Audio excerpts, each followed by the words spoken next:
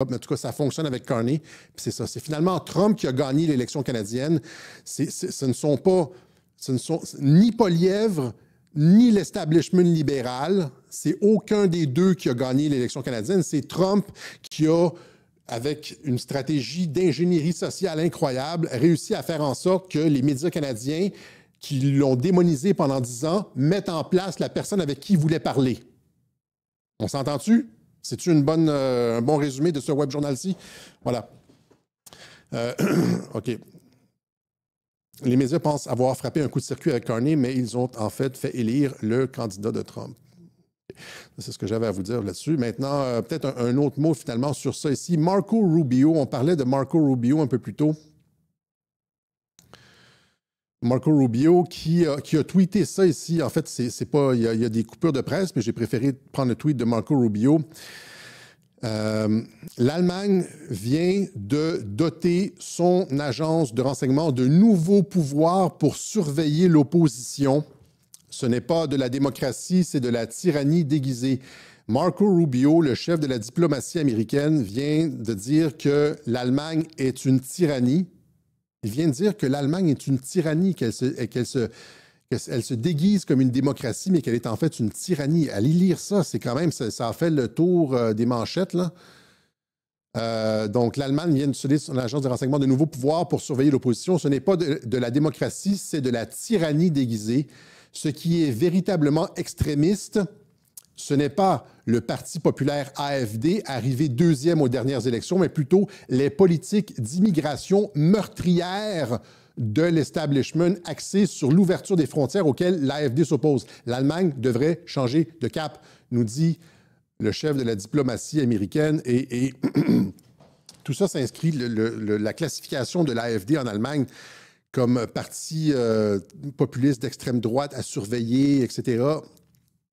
C'est exactement ce qui s'est passé aussi avec Marine Le Pen en France, Georgescu. C'est dans la même lancée de toutes ces interventions européennes visant à torpiller la démocratie, la liberté d'expression, le processus électoral. Parce que là, ici, on voit ça, on verrait ça dans les républiques de bananes.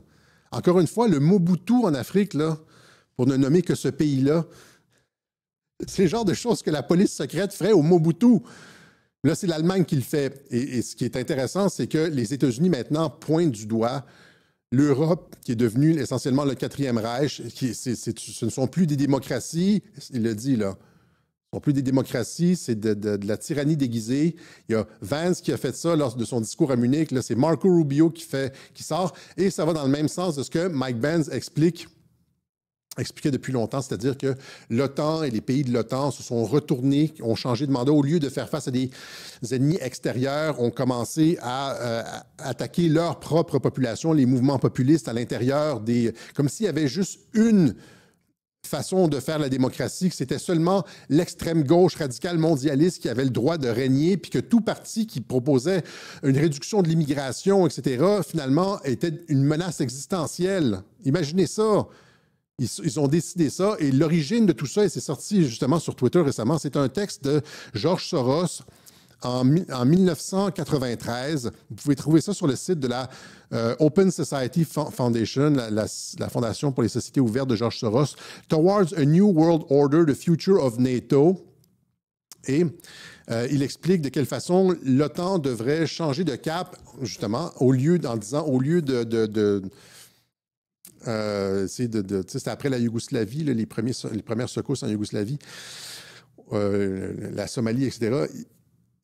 L'OTAN devrait faire en sorte de faire la promotion des sociétés ouvertes, c'est-à-dire il suggère à l'OTAN, George Soros suggère à l'OTAN d'être le bras armé de la fondation de la Open Society Foundation, et c'est exactement ce que l'OTAN a fait. Ils ont commencé, rappelez-vous, le général Wesley Clark en Yougoslavie qui disait... je l'ai montré, on ne peut plus retrouver l'article de CNN, mais en entrevue à CNN, il disait « On ne veut plus de société cohérente ethno-culturellement, on ne veut plus de cohésion ethno-culturelle. Nous allons vers des sociétés ouvertes et multiculturelles pour le 21e siècle. » Il disait ça en 1999 à CNN. Il y a des articles qui en parlent. On peut retrouver certains articles où il est cité, mais je n'ai jamais trouvé je l'ai entendu dire ça moi-même. J'écoutais à cette époque-là. Et donc, l'OTAN est devenu une espèce de brigade afin de forcer l'immigration, les trucs LGBTQ, l'agenda de la Open Society de George Soros. Et ce que vous voyez, c'est finalement l'administration Trump qui se retire de ce genre de saloperie avec Pete Hegseth qui sort les transgenres de l'armée, les femmes dans les positions de combat, etc., qui met un terme à l'immigration, l'ouverture des frontières, et blablabla. Et c'est pour ça qu'il est résisté à l'intérieur du Pentagone. Là. Il y a James O'Keefe, là, les caméras cachées, une personne du Pentagone qui dit justement qu'ils font tout pour empêcher Pete Hegseth de réussir. Je l'ai ici, mais je ne pense pas que je... Same guy who tried to overthrow an election is just like truly setting us down a path of dictatorship. He's illegitimate. He's terribly immoral, breaking every norm. We're going to resist him. Everything he does.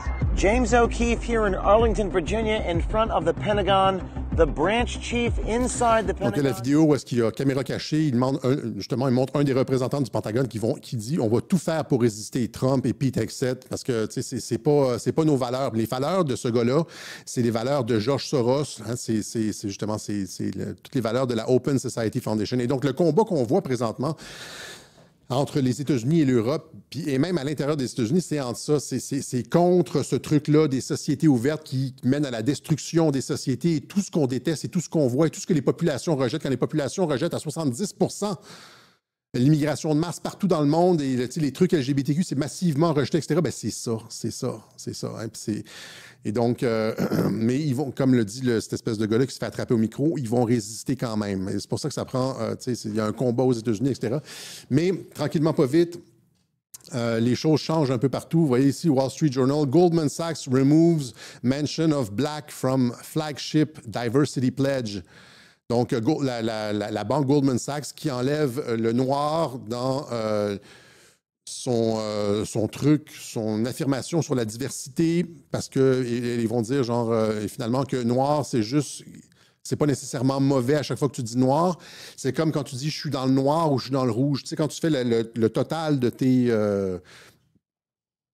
tes ventes pour la journée, ou de tes dépenses et de tes rentrées, je suis dans le noir ou je suis dans le rouge. C'est un terme de comptabilité. Et d'ailleurs, on est toujours en campagne de financement à Radio-Québec. Parce que le dernier web journal était tellement... C'était le meilleur de nos pires web journaux, comme on dit certains des internautes. C'était le meilleur de nos pires web journaux. Voilà. Mais, et donc, on en reparlera tout à l'heure. Mais c'est ça, c'est Wall Street Journal encore. Big marketers like Mastercard, Pepsi et Nissan. Hein? Mastercard, les cartes de crédit Mastercard, Pepsi et Nissan repensent leur financement de la Gay Pride. C'était toujours Mastercard, Gay Pride, là, Nissan, etc. Toutes les compagnies qui... Là, ça fait beaucoup de compagnies qui se retirent de ça. C'est presque à tous les mois, on en voit des compagnies qui se retirent de ça. Et donc, ça va dans le sens de la fin de cette hégémonie de la Open Society de George Soros et du capitalisme inclusif de Evelyn de Rothschild. Evelyn de Rothschild, qui était celle qui pilotait cette espèce de thème du capitalisme inclusif, etc. Canadian Lander RBC abandon sustainable goals citing Competition Acts. Donc, la Banque royale du Canada qui abandonne ses objectifs d'objectifs de développement durable dans son financement en disant que c'est pas compétitif. Et là, le truc, c'est que si la Banque royale ne gaspille plus d'argent sur les trucs de développement durable, ben les autres banques qui, elles, gaspillent de l'argent sur les trucs du développement durable, ben elle le fait pas. Là, on perd de la compétitivité comparé à elle, là, qui est beaucoup plus efficace. Fait que c'est en train de tout s'effondrer, comme ce truc-là est en train de s'effondrer complètement.